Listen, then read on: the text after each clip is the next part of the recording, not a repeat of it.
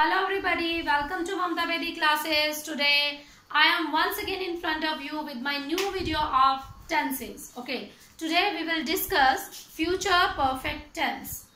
First of all, we will understand the meaning of future perfect tense. Okay, future means ऐसी activity जो हम in future करेंगे, next time में करेंगे, ठीक है. परफेक्ट मीन्स ऐसी एक्टिविटी जो इन फ्यूचर हम कर चुके होंगे.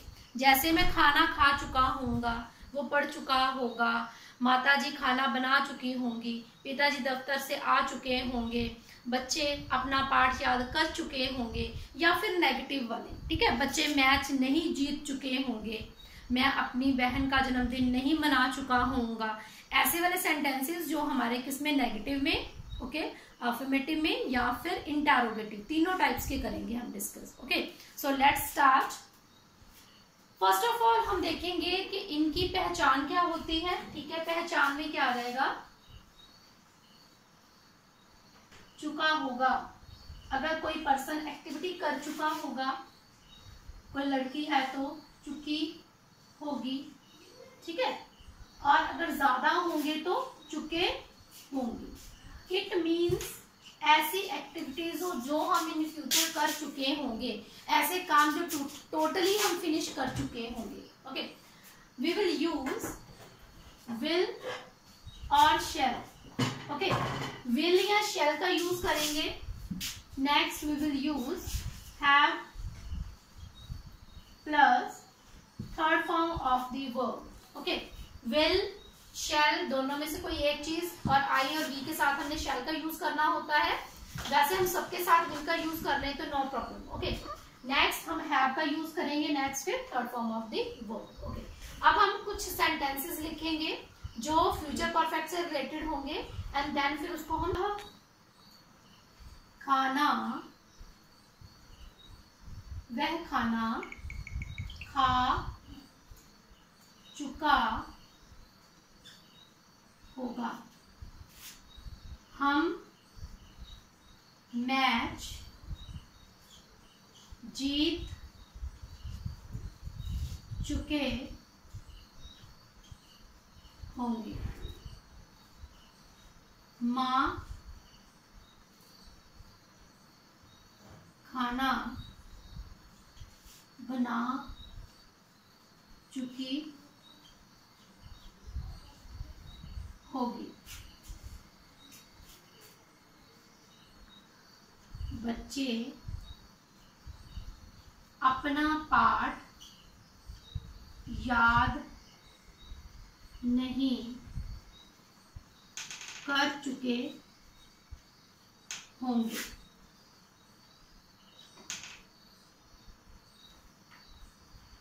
नेक्स्ट हम इंटरोगेटिव का करेंगे यहाँ पर. ओके, क्या पक्षी अपना घोंसला बना चुके होंगे,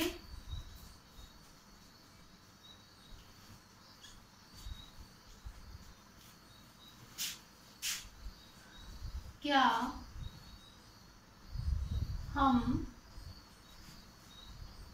देश की सेवा कर चुके होंगे, वह दफ्तर से कब वापस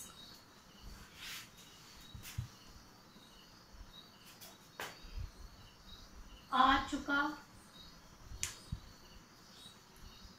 होगा,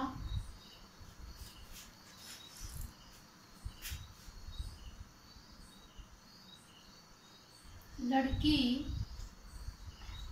क्यों सो चुकी होगी,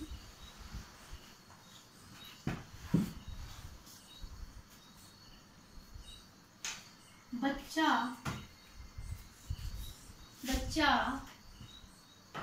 कहाँ पहुंच चुका होगा. ठीक है, अब देखो यहाँ पर कब, क्यों, कहाँ, कैसे वाला लिख लेते हैं, है ना। वह मैच कैसे जीत चुका होगा। ओके, नेक्स्ट लिखेंगे वह मैच कैसे जीत चुका होगा, कहाँ, कैसे, क्यों, कब, ठीक है, क्या। हम क्या बना चुके होंगे।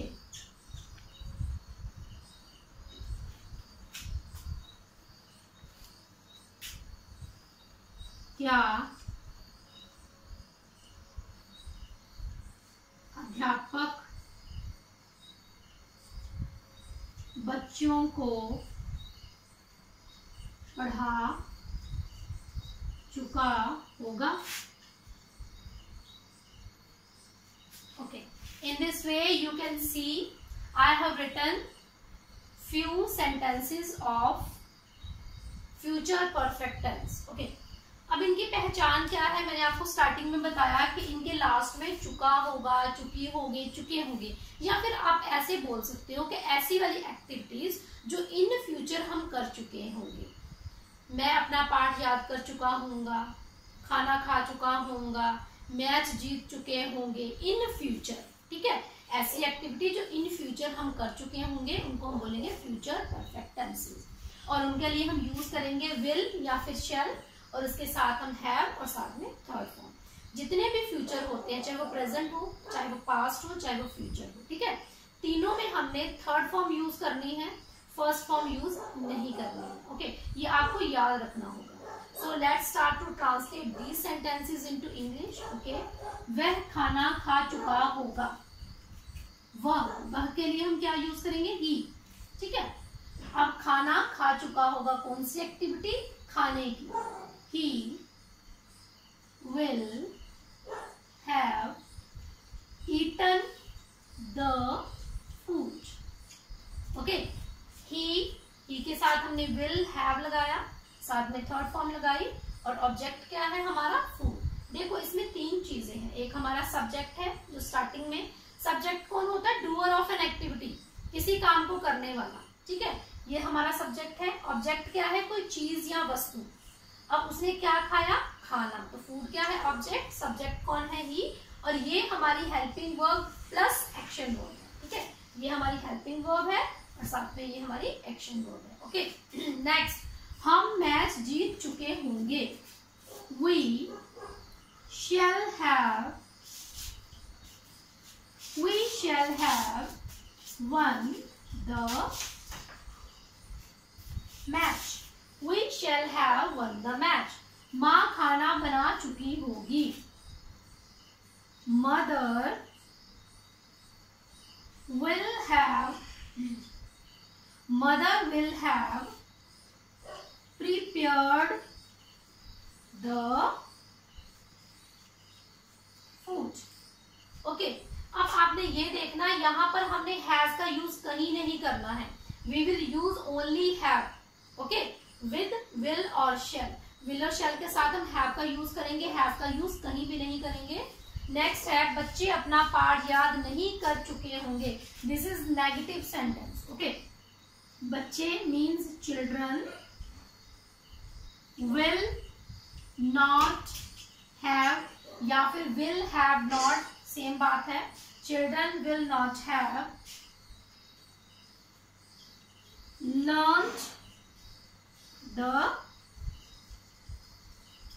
lesson. ओके, अगर यहाँ पर अपना है तो देयर आ जाएगा यहाँ पर। children will not have learned their lesson. अब देखिए, जब हमने ट्रांसलेशन सीखनी है, ठीक है, हिंदी टू इंग्लिश, तो एक तो हमें रूल्स आने चाहिए, दूसरा हमें वर्ड्स के मीनिंग पता होना चाहिए, वोकैबुलरी इनरिच होनी चाहिए, और तीसरी बात कि हमें थ्री फॉर्म ऑफ वर्ब्स अच्छी तरह से आनी चाहिए। है ये छोटी छोटी बातें, लेकिन ट्रांसलेशन में ये बहुत ज्यादा जरूरी है। Okay, these things are very must. Okay, क्या पक्षी अपना घोंसला बना चुके होंगे? पक्षियों के लिए हम क्या यूज करेंगे? विल लगा लो, शैल लगा लो। ओके, ठीक है। विल द बर्ड्स हैव, अब बनाने को बोलेंगे बिल्ड, और इसकी थर्ड फॉर्म आ जाएगी build. Will the birds have build their nest, या फिर नेस्ट भी लिख सकते हो, ज्यादा के लिए हम नेस्ट यूज करेंगे। क्या हम देश की सेवा कर चुके होंगे? विल और शैल। ओके, दोनों में से कोई भी यूज कर सकते हो। We have served hour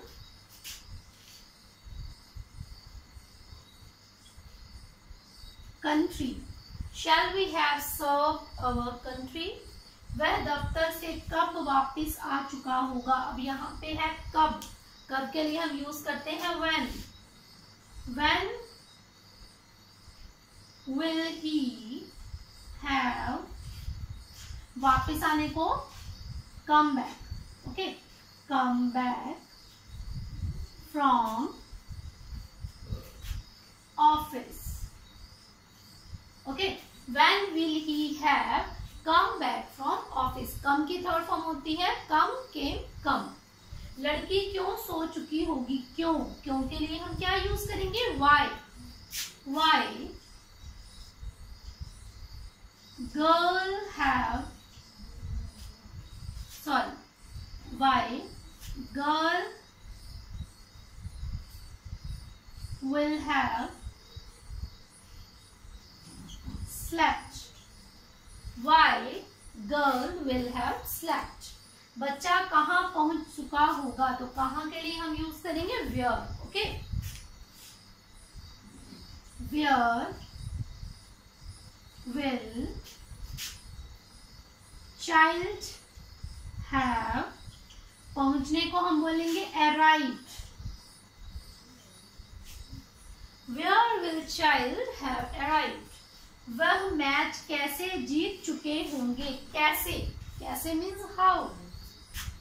how he will have won the match.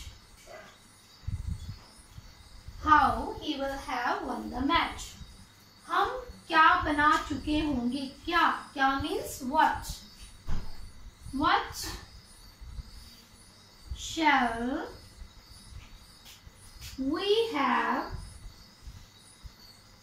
made और built. ओके, make भी यूज, made वर्ड भी यूज हो सकता है, build वर्ड भी यूज हो सकता है. What shall we have made?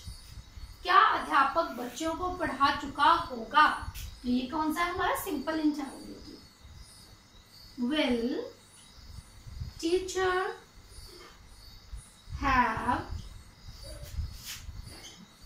taught to students? Will teacher have taught to students? तो इस तरह से हमने हिंदी से इंग्लिश में ट्रांसलेट कर लिया है. सिर्फ हमें पता होना चाहिए कि फ्यूचर परफेक्ट टेंसेस होते क्या हैं. ठीक है, उसकी पहचान मैंने आपको बता दी. देन फिर मैंने ये भी एक्सप्लेन किया how we can change Hindi into English by using helping verb and main verb. Okay, अगर आपसे कोई पूछे, अगर आपको गिवन सेंटेंस कोई आ जाए, ठीक है, और पूछा जाए कौन सा टेंस है. अब देखो सेंटेंस में और टेंस में डिफरेंस है. सेंटेंस क्या होता है? वाक्य, और टेंस होता है वर्ब. जो टेंस है वो रिफ्लेक्ट करता है वर्ब को. वर्ब को देख के हम पता लगा सकते हैं कौन सा टेंस है. ठीक है, अगर यहाँ पर विल और शैल के साथ हैव लगा है, साथ में थर्ड फॉर्म लगी है, it means this is future perfect tense. Okay, you can see shall have third form, will have third form of the verb, will not have third form of the verb. In this way you can see we will always use will or shall plus have plus third form of the verb in future perfect tense. Okay, I hope you all understood this, how to translate Hindi into English. Okay, don't forget to like, share and subscribe my channel. Thanks for watching my video. We will meet in our next video. Till then, bye bye, take care.